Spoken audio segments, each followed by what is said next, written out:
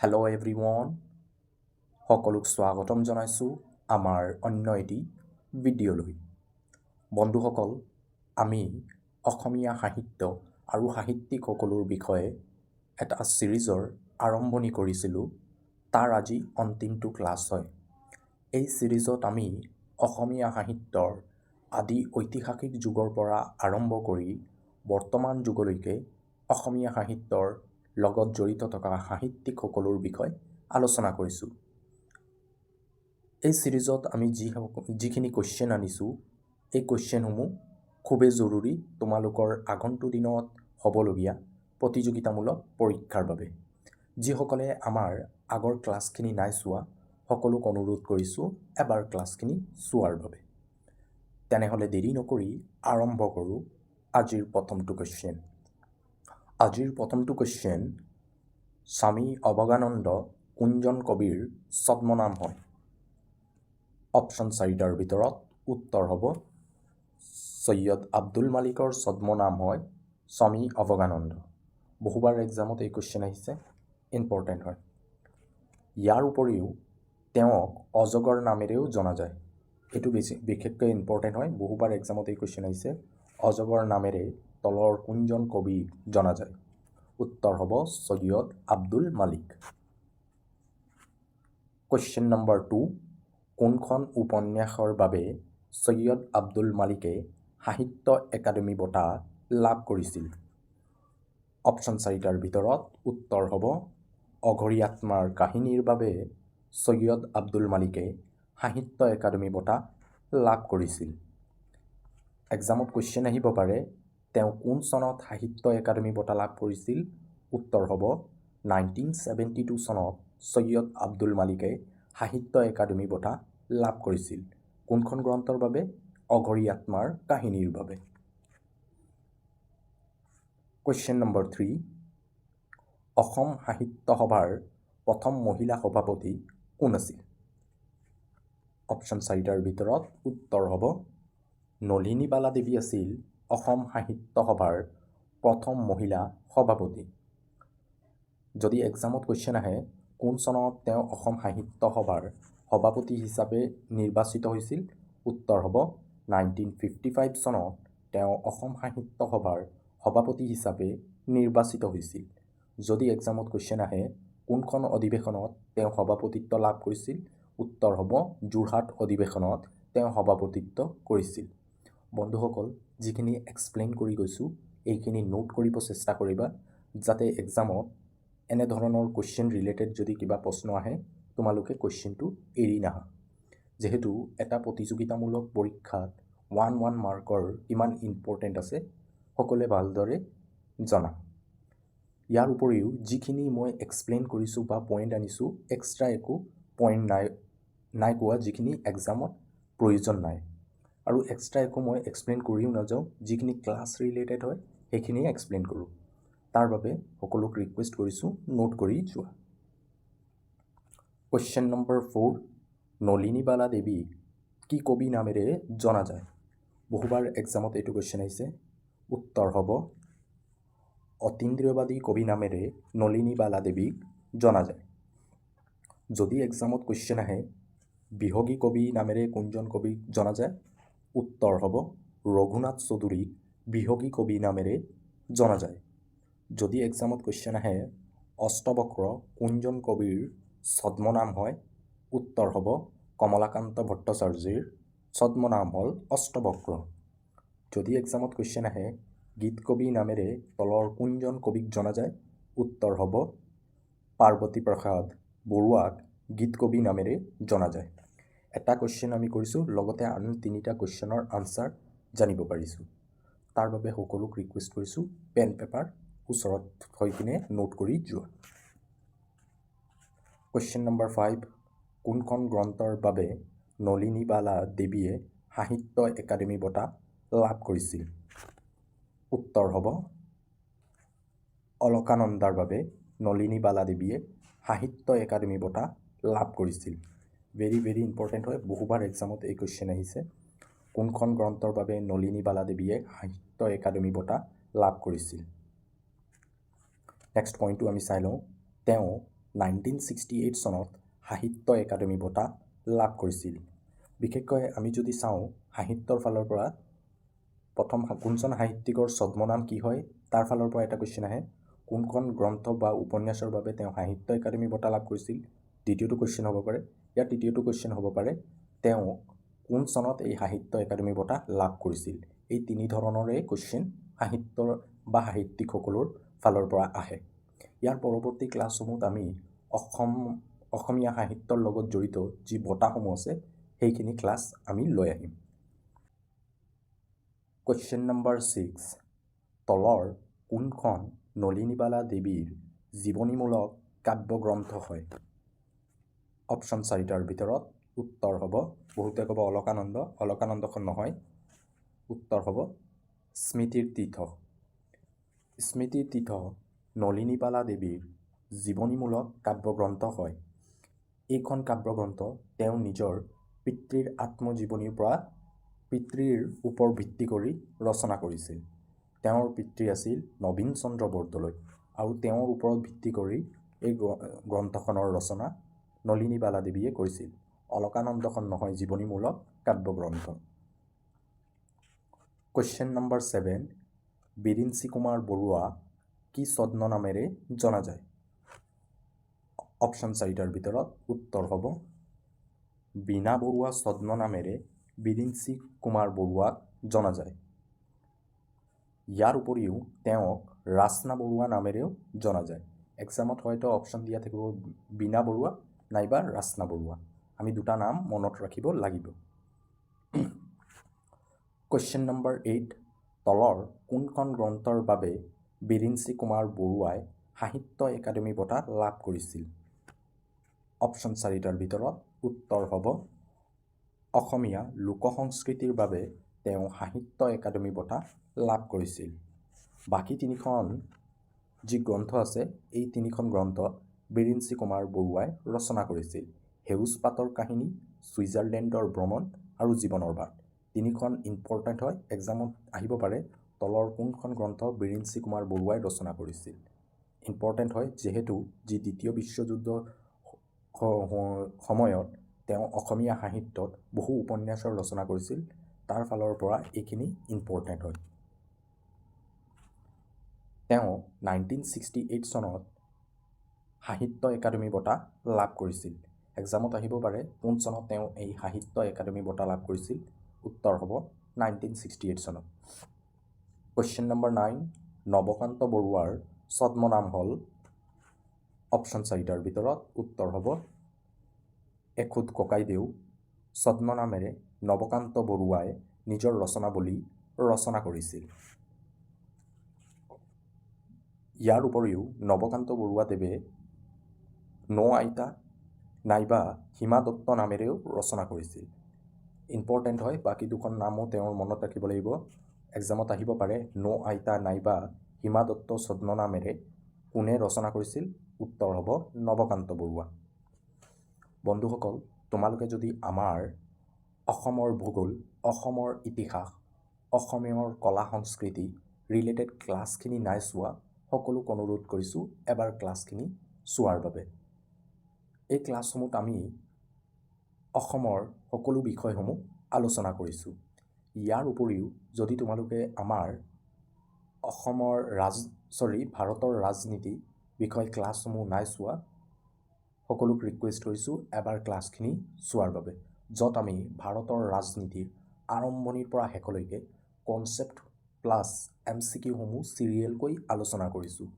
যিসমূহ কুৱেশ্যন আমি আনিছোঁ এই কুৱেশ্যনসমূহ আগন্তুক দিনত হ'বলগীয়া প্ৰতিটো প্ৰতিযোগিতামূলক পৰীক্ষাৰ বাবে খুবেই দৰকাৰী হয়। যিসকলে এইখিনি ক্লাছ নাই চোৱা, ডেছক্ৰিপশ্যনত ক্লাছৰ লিংক দিয়া আছে, সকলোক অনুৰোধ কৰিছোঁ এবাৰ ক্লাছখিনি চোৱাৰ বাবে। কুৱেশ্যন নম্বৰ 10, নৱকান্ত বৰুৱাই কোনখন উপন্যাসৰ কাৰণে সাহিত্য একাডেমী বঁটা লাভ কৰিছিল? উত্তৰ হ'ব ককাই দেউতাৰ হাৰৰ বাবে তেওঁ সাহিত্য একাডেমী বঁটা লাভ কৰিছিল। অঘৰী আত্মাৰ কাহিনী সৈয়দ আব্দুল মালিকে ৰচনা কৰিছিল। আধা লেখা দস্তাবেজ মামণি ৰয়ছম গোস্বামীয়ে ৰচনা কৰিছিল, তেওঁৰ আত্মজীৱনী হয়। অপদাৰ্থ ৰচনা কৰিছিল নৱকান্ত বৰুৱাই। দুখন নাম আমি মনত ৰাখিব লাগিব, ইম্পৰ্টেণ্ট হয়। তেওঁ 1975 চনত সাহিত্য একাডেমী বঁটা লাভ কৰিছিল। এক্সামত আহিব পাৰে কোন চনত তেওঁ সাহিত্য একাডেমী বঁটা লাভ কৰিছিল। উত্তৰ হ'ব 1975 চনত। কুৱেশ্যন নম্বৰ 11, তলৰ কোনজন কবিক উপন্যাস সম্ৰাট নামেৰে জনা যায়? অপশ্যন 4টাৰ ভিতৰত উত্তৰ হ'ব ৰজনীকান্ত বৰদলৈক উপন্যাস সম্ৰাট নামেৰে জনা যায়। লক্ষ্মীনাথ বেজবৰুৱাক চুটি গল্পৰ সম্ৰাট নামেৰে জনা যায়। ভট্টদেৱক অসমীয়া গদ্য সাহিত্যৰ জনক বুলি জনা যায়। গুণাভিৰাম বৰুৱাক আধুনিক অসমীয়া নাটকৰ জনক বুলি কোৱা হয়। আমি 4টা আনচাৰ গম পাইছোঁ এটা কুৱেশ্যনৰ পৰা। ৰজনীকান্ত বৰদলৈক উপন্যাস সম্ৰাট নামেৰে জনা যায়, লক্ষ্মীনাথ বেজবৰুৱাক চুটি গল্পৰ সম্ৰাট, ভট্টদেৱক গদ্য সাহিত্যৰ জনক, গুণাভিৰাম বৰুৱাক আধুনিক নাটকৰ সম্ৰাট বুলি কোৱা হয়। যদি এক্সামত কুৱেশ্যন আহে অসমীয়া নাটকৰ প্ৰতিষ্ঠা কোনে কৰিছিল? উত্তৰ হ'ব মহাপুৰুষ শ্ৰীমন্ত শংকৰদেৱে অসমীয়া নাটকৰ ভেটি স্থাপন কৰিছিল। যদি কুৱেশ্যন আহে আধুনিক তেনেহ'লে হ'ব গুণাভিৰাম বৰুৱা। গুণাভিৰাম বৰুৱাই আধুনিক নাটকৰ ভেটি স্থাপন কৰিছিল। ইয়াৰ উপৰিও ৰজনীকান্ত বৰদলৈক স্কট অফ অসম আৰু বুলাই শৰ্মা নামেৰেও অভিহিত কৰা হয়। ভেৰি ভেৰি ইম্পৰ্টেণ্ট কুৱেশ্যন হয়, যিহেতু প্ৰতিবাৰ এক্সামত এই কুৱেশ্যন আহিছে। ষ্টাৰ মাৰ্ক কৰি নোট কৰি লোৱা। স্কট অফ অসম নাইবা বুলাই শৰ্মা কাৰ ছদ্মনাম হয়? উত্তৰ হ'ব ৰজনীকান্ত বৰদলৈৰ ছদ্মনাম হয়। বন্ধুসকল, যদি ক্লাছটো চাই ভাল পোৱা ক্লাছটো লাইক কৰি দিবা। তোমালোকৰ এটা লাইকে আমাক মটিভেট কৰে এনেধৰণৰ ক্লাছসমূহ প্ৰস্তুত কৰাৰ বাবে। যদি ক্লাছটো বুজি পাইছা তেনেহ'লে কমেণ্টত ক্লিয়াৰ বুলি লিখি দিবা। কুৱেশ্যন নম্বৰ 12, তলৰ কোনখন উপন্যাসৰ ৰচনা ৰজনীকান্ত বৰদলৈয়ে কৰিছিল? অপশ্যন 4টাৰ ভিতৰত উত্তৰ হ'ব মিৰি জীয়ৰী উপন্যাসখনৰ ৰচনা ৰজনীকান্ত বৰদলৈয়ে কৰিছিল। এইখন এখন ভাল উপন্যাস হয় আৰু মই ভাবোঁ সকলোৱে পঢ়িছে। ইয়াৰ উপৰিও ইয়াত এখন অৰণ্য আছে, এইখনৰ ৰচনা কোনে কৰিছিল? অনুৰাধা শৰ্মা পূজাৰী।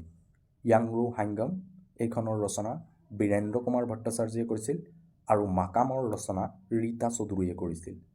বাকী তিনিখনৰ নাম মনত ৰাখিবা। তেওঁৰ আন কিছুমান জনপ্ৰিয় ৰচনাৱলীসমূহ হ'ল দন্দুৱা ধ্ৰুৱ, ৰাধা ৰুক্মিণীৰ ৰণ, তাম্ৰেশ্বৰী মন্দিৰ, মনুমতী। দন্দুৱা ধ্ৰুৱখন ইম্পৰ্টেণ্ট হয়, বাকীখিনিৰ নাম আমি মনত ৰাখিব লাগিব। কুৱেশ্যন নম্বৰ 13, জ্ঞানমালিনী কবি নামেৰে কোনজন কবিক জনা যায়? অপশ্যন 4টাৰ ভিতৰত উত্তৰ হ'ব মফিজ উদ্দিন আহমেদ হাজৰিকাক জ্ঞানমালিনী কবি নামেৰে জনা যায়। কুৱেশ্যন নম্বৰ 14, আনন্দ চন্দ্ৰ বৰুৱাক কি নামেৰে জনা যায়? অপশ্যন 4টাৰ ভিতৰত উত্তৰ হ'ব বকুল বনৰ কবি নামেৰে জনা যায়। আনন্দ চন্দ্ৰ বৰুৱাক বকুল বনৰ কবি নামেৰে জনা যায়। বকুল বনৰ কবিতা পুথিৰ বাবে তেওঁক সাহিত্য একাডেমী বঁটা লাভ কৰিছিল। এক্সামত কুৱেশ্যন আহিব পাৰে আনন্দ চন্দ্ৰ বৰুৱাদেৱে কোনখন কবিতা পুথিৰ বাবে সাহিত্য একাডেমী বঁটা লাভ কৰিছিল? উত্তৰ হ'ব বকুল বনৰ কবিতা পুথিৰ বাবে তেওঁ সাহিত্য একাডেমী বঁটা লাভ কৰিছিল। যদি এক্সামত আহে কোন চনত তেওঁ এই সাহিত্য একাডেমী বঁটা লাভ কৰিছিল? উত্তৰ হ'ব 1977 চনত তেওঁ এই বঁটা লাভ কৰিছিল। কুৱেশ্যন নম্বৰ 15, তলৰ কোনখন কবিতা আনন্দ চন্দ্ৰ বৰুৱাই ৰচনা কৰা নাছিল? অপশ্যন 4টাৰ ভিতৰত উত্তৰ হ'ব প্ৰিয়তমাৰ চিঠি। প্ৰিয়তমাৰ চিঠি আনন্দ চন্দ্ৰ বৰুৱাই ৰচনা কৰা নাছিল। প্ৰিয়তমাৰ চিঠিখনৰ ৰচনা হেমচন্দ্ৰ গোস্বামীয়ে কৰিছিল। বাকী তিনিখন কবিতাৰ ৰচনা আনন্দ চন্দ্ৰ বৰুৱাই কৰিছিল।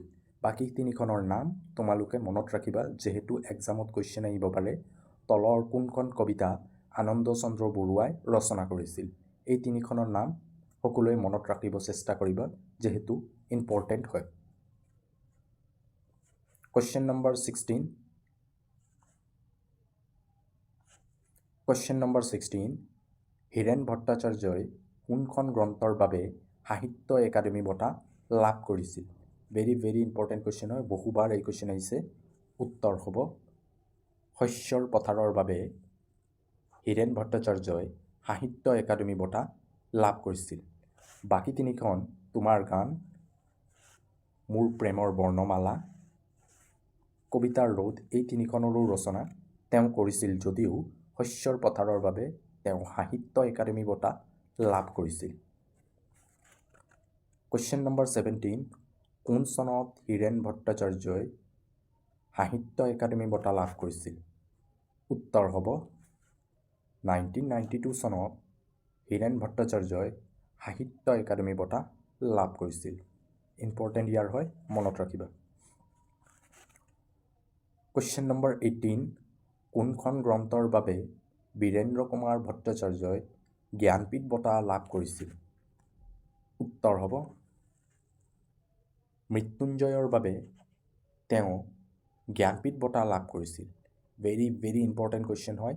বীৰেন্দ্ৰ কুমাৰ ভট্টাচাৰ্য আছিল অসমৰ প্ৰথম সাহিত্যিক যিজনে জ্ঞানপীঠ বঁটা লাভ কৰিছে। অসমত বৰ্তমান 3জন সাহিত্যিকে জ্ঞানপীঠ বঁটা লাভ কৰিছে, যিখিনি আগৰ ক্লাছত মই কৈ আহিছোঁ। প্ৰথমতে বীৰেন্দ্ৰ কুমাৰ ভট্টাচাৰ্য, দ্বিতীয়তে আছে মামণি ৰয়ছম গোস্বামী। যদি এক্সামত কুৱেশ্যন আহে অসমৰ প্ৰথম মহিলা সাহিত্যিক বুলি ক'লে আমি উত্তৰ হ'ব মামণি ৰয়ছম গোস্বামী, আৰু তৃতীয়জন হ'ব কবি নীলমণি ফুকন। য়াংৰু হাইংগামখনৰ ৰচনা বীৰেন্দ্ৰ কুমাৰ ভট্টাচাৰ্যই কৰিছিল।